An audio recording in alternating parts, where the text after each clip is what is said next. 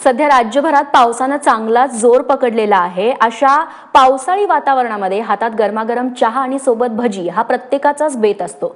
जळगावात तर चक्क भजी महोत्सव भरवण्यात आला। जाऊयात याच भजी महोत्सवात। मुसळधार पाऊस, हवेत गारवा आणि तोंडात गरमागरम भजी आणि हातात एक कप वाफाळता चहा। बस पावसाळ्यामध्ये या एका मेजवानीनं कोणत्याही खवय्याचा दिवस बनेल। जळगाव मधल्या भजी महोत्सवानं सध्या सगळ्यांच्याच तोंडाला पाणी सुटलंय।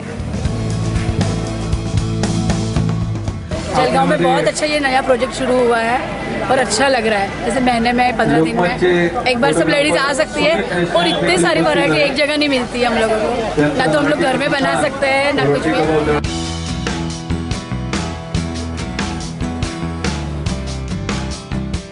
जळगावच्या मराठी प्रतिष्ठानने हे आयोजन केलंय।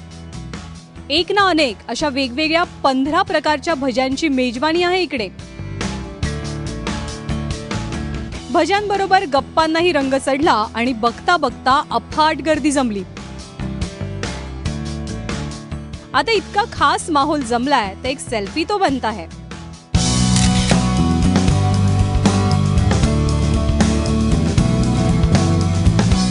या महोत्सवातल्या भज्यांची कमाल तर बघा। या आधीच्या महोत्सवात याच भज्यांनी राजकारणामधल्या कट्टर वैऱ्यांमधला तिखटपणाही उतरवला होता। यंदा सुद्धा माजी मंत्री गुलाबराव देवकर भज्यांचा आनंद लुटण्यासाठी आले।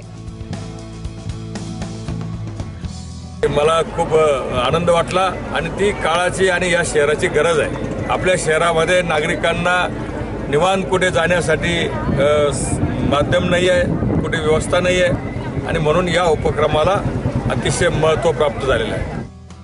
तेव्हा मंडळी, ही बातमी बघताच भजी खावीशी वाटत असेल तर आता कांदा चिरायला घ्या, मस्तपैकी तेल तापवा आणि भज्यांचा आनंद घ्या। जळगावहून चंद्रशेखर नेवेसह ब्युरो रिपोर्ट, ABP माझा।